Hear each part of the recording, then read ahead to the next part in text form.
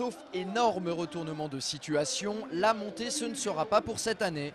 En concédant sa 3e défaite d'affilée en championnat contre Tours vendredi soir, les derniers espoirs d'évoluer parmi l'élite la saison prochaine se sont envolés pour les Angevins. Même si d'un point de vue comptable tout reste encore possible, l'écart de 9 points qui sépare ce matin le SCO du trio de tête semble quasi impossible à combler à seulement 8 journées du terme du championnat. C'est dommage, Angers a lâché juste avant la dernière ligne droite.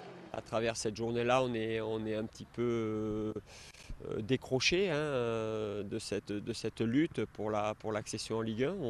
On s'est donné le droit, grâce à nos résultats, de rêver pendant un long moment. Ça, c'était déjà très très important. Mais force est de constater que sur les 3 derniers matchs et ces 3 défaites consécutives, on a perdu un peu nos illusions. Pourtant, les hommes de Jean-Louis Garcia n'ont pas démérité face au Tourangeau. Ils ont même livré un match d'une excellente qualité. La preuve, c'est qu'ils se sont créés une bonne demi-douzaine d'occasions franches. Mais une fois n'est pas coutume, la réussite n'était pas au rendez-vous, ou plutôt le réalisme.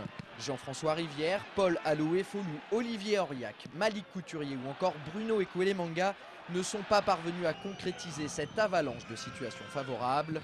La faute à une formation tourangelle solidaire en défense, mais aussi à un manque de précision indéniable auquel s'est ajoutée la malchance.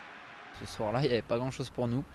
Mais bon, dans le contenu, c'était quand même intéressant, donc faut continuer, quoi. Sur leur peu d'occasions, ils marquent et nous, on a une multitude d'occasions, parfois même immanquables, comme la dernière juste avant la mi-temps de Malik Couturier, et on ne marque pas. Contrairement aux Angevins, les hommes de Daniel Sanchez vont effectivement faire preuve de réalisme. Sur leurs 4 grosses occasions, ils vont réussir à en convertir 3.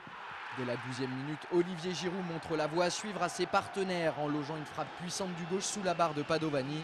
Ça fait 1-0 pour Tours. Paul Aloé-Folou, à la suite d'un incroyable numéro de funambule, remet les 2 formations à égalité. Un partout, c'est le score à la pause.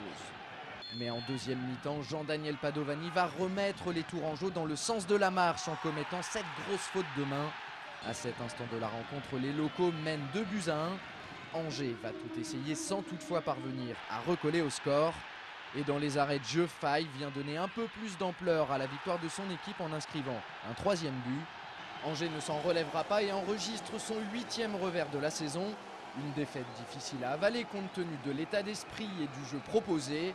Maintenant, le plus important, c'est de passer à autre chose et de préparer la réception de Guingamp le vendredi 10 avril prochain de la meilleure des façons. Il faut se remettre au boulot, avoir envie de continuer notre progression. Il reste 8 matchs à jouer, il y a plein de points à prendre, on a envie de finir à la meilleure place possible. Il faut vraiment qu'on retrouve le goût de la victoire dès vendredi contre Guingamp. On termine cette émission avec un grand bravo aux 8 gagnants qui ont répondu correctement à la question que nous vous avons posée la semaine dernière dans le cadre de notre jeu SCO News. La question était la suivante. 2 joueurs d'Angers et de Guingamp portent le même nom de famille. Qui sont-ils? La bonne réponse était Rivière.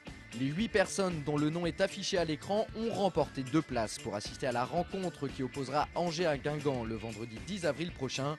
Les billets sont à retirer à Angers 7 à partir de demain mercredi.